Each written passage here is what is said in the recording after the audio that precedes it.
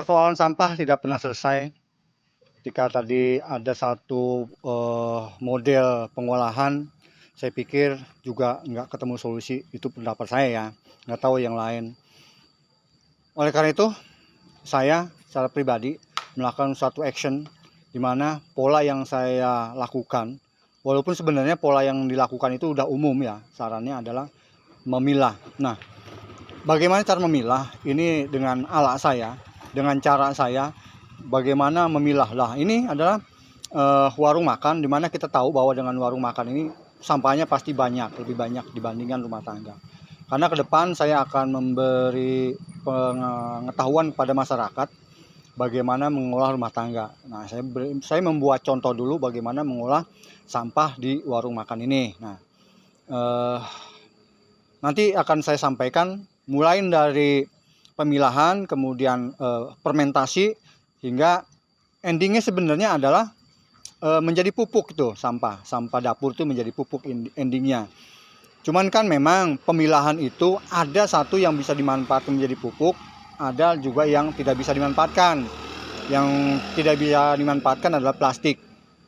Dalam hal plastik ataupun kertas, saya terus terang aja tidak merekomendasi untuk dibakar. Kita berharap di sana ada pasarnya, plastik bekas yang penting bersih gitu. Saya rasa itu ada, tetapi dalam hal ini saya pengen mengenalkan bagaimana cara memilah sehingga sisa dapur itu menjadi sebuah pupuk. Yuk ikutin, nanti saya kasih tahu tutorial dari awal sampai akhir.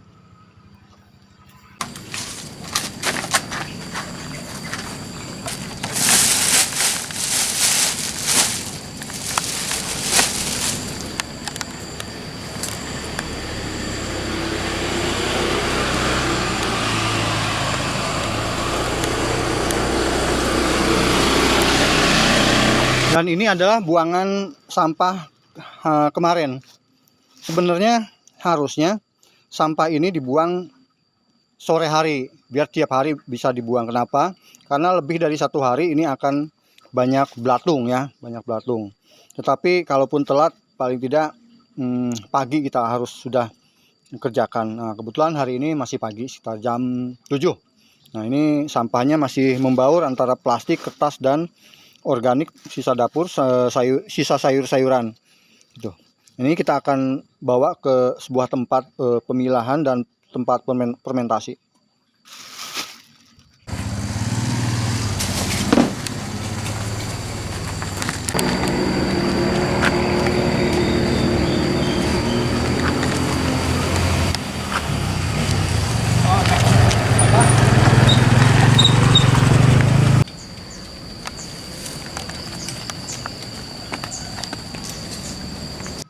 Nah, ini tabung-tabung untuk membuat fermentasi sampah dan dilakukan pemilahan.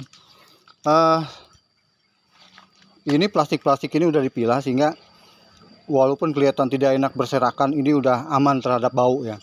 Bahkan lalat juga nggak banyak di sini karena sumber-sumber bau dan sumber-sumber makanan lalat di sini udah nggak ada. Nah, sumber-sumber bau dan tempat lalat hinggap itu sudah masuk ke sini semua ya, di sini semua.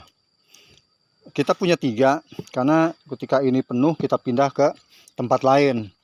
Nah, sambil menunggu tempat yang penuh itu terjadi proses fermentasi alami.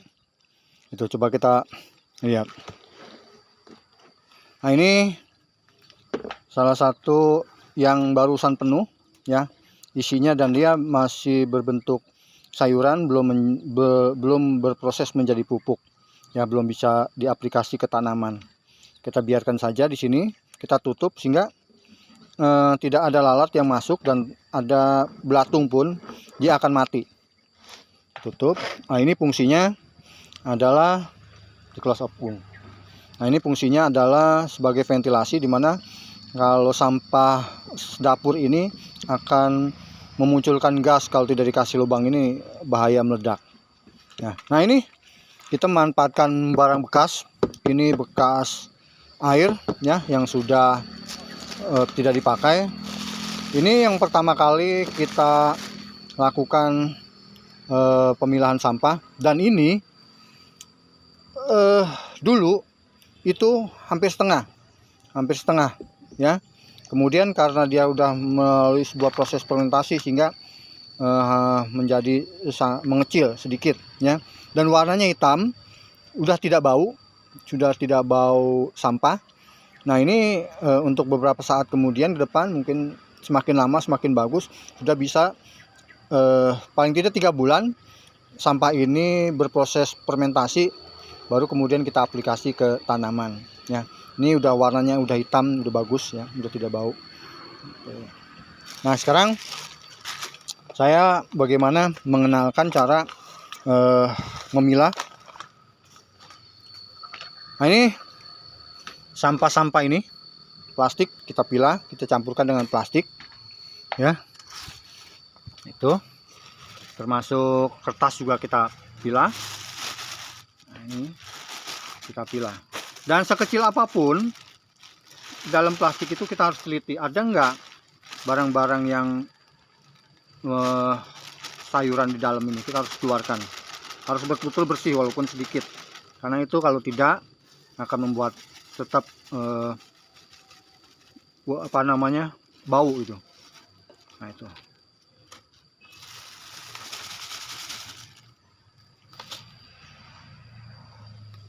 Di close up.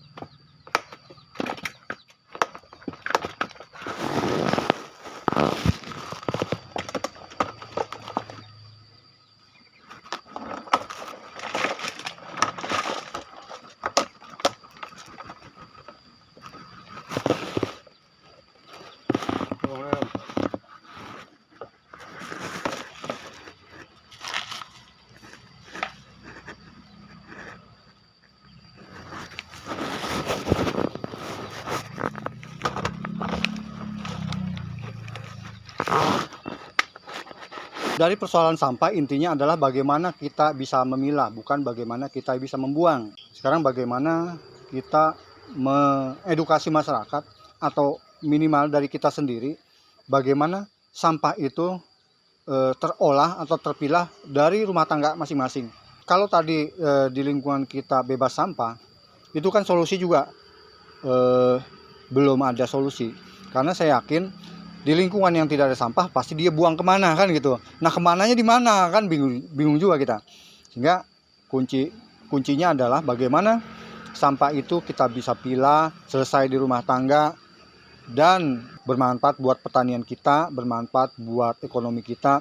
Karena beberapa barang bisa laku terjual, misalnya gelas aqua dan sebagainya, atau kertas-kertas dan sebagainya. Oke, untuk sementara itu saja dulu. Nanti ada hal-hal yang kita lebih detail lagi bisa saya sampaikan dalam vlog-vlog berikutnya. Demikian.